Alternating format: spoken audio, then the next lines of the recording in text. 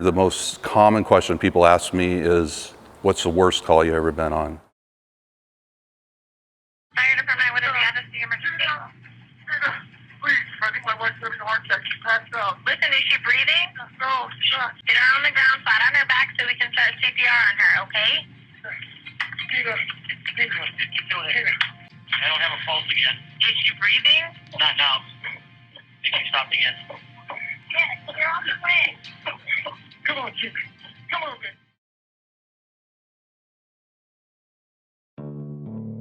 man. I met Tina at this college called Biola University. We had a couple classes together. She was tall, she was athletic, so a friendship started, and then we got engaged. And then 6 months later, we got married. She made the things that I like to do, she made it better by being there.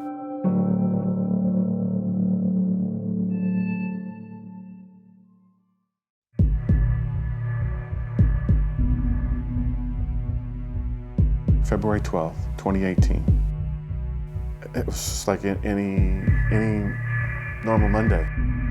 A friend, Jeff, called and said, "Hey, I'm in the area. I'm gonna stop by and see you guys." I said, "Hey, we're gonna go hike real quick." "Yeah, come by." When I got here, Tina and I were standing shoulder to shoulder 1 second. The next second, Tina had fallen virtually straight face forward into the rocks. Jeff yells at me, "Brian, call 911." And I'm just like, "What are you talking about?" And I turn back around and Tina's on the ground and Jeff's trying to pick her up. And I'm like, oh my gosh. I'm talking to the 911 operator and said, I think my wife's having a heart attack. She's not breathing. Tatum was behind us. Our 14-year-old daughter was there this whole time too. And I kept telling her to just kind of stay away, and I didn't want her to see. I kept pacing back and forth throughout the entire thing, but I kept telling my dad that he needs to stay calm and he just needs to keep under control and that everything's gonna be fine. The 911 operator says, "You need to start CPR right away." And thankfully she specified it's, chest compressions. So Jeff immediately, because I'm talking to the 911 operator, he started pushing down on her chest, and neither one of us had any kind of training at all. I was doing the compressions to start, and she wore me out. I mean, I'm like, I just can't do it. I was doing it so hard and so fast, and I just told Brian, you got to take over. You've got to really do this. Here's Superwoman. Here is the girl that I've known for 30 plus years that's worked out every day to not have this happen. And here she is dying, and I was just pushing as hard as I could. One of the firefighters stepped up and said, "Mr. Hines, okay, I'll take over, I got this." I do remember it was very, very chaotic around the scene. She had blood on her face, she had bitten her tongue, she had blood in her mouth. Once in a lifetime career call is what I remember most. When we got there, we found Brian Hines over Tina on the sidewalk, and Brian was performing CPR. So the first thing that we did was we got out and assessed her, realized that she wasn't breathing. We ended up shocking her 5 times en route to the hospital.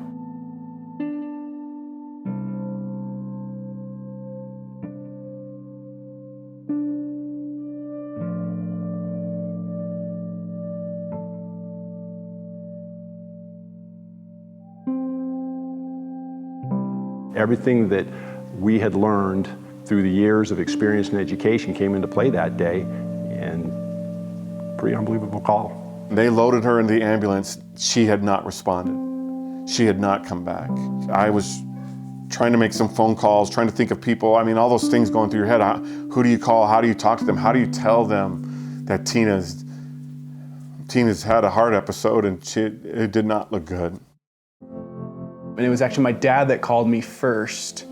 At the beginning, my dad said it's a heart attack. And so knowing my mom and the type of person that she is and how she works out and takes care of herself, it was more of a shock of like, I don't think that's what it can be. But to know the severity of my dad's tone, that was probably the most sudden, I guess, or scary part of it, of hearing what my dad had told me.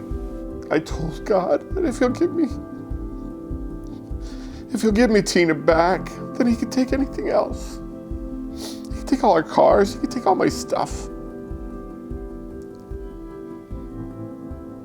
I don't need that stuff, I need a Tina. A doctor came in. It was crazy. He had that look on his face, like he was gonna tell me bad news. He said those words I never thought I'd have to hear about my wife. He said, your wife is alive.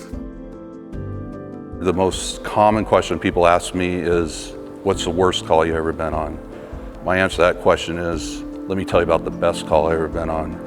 And it starts out with, on February 12th, 2018, we went on this call. I would never have thought before this that I could shock someone 5 times and they would come walking in the firehouse 2 weeks later. It's a true miracle. What Tina's husband Brian did prior to our arrival, continuous chest compressions before we got there, is what saved his wife's life. I retired basically 4 months after this call, so to be able to walk away from this job and have that as a lasting memory, to be able to see Brian and Tina Hines and the success that Hands-Only CPR had, both through Brian and the first responders, very fulfilling. I know that God, the God that I believe, touched her heart and allowed her to come back and heard my plea and did a miracle in not only letting me have her back, but letting me have her back whole.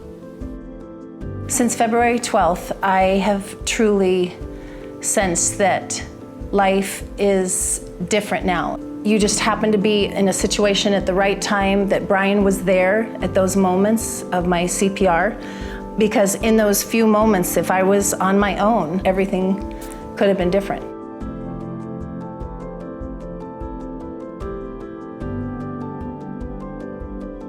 We've done a lot of research now at the hospital, as well as American Heart Association. We've been checking into just statistics, and it really is just astronomical on cardiac arrest. If you feel any kind of concern at all about something with your heart, then get to a doctor. There are resources out there that they can go to, like American Heart Association's website or their Facebook page, and make sure that this kind of situation doesn't happen to you, that you don't become one of these statistics.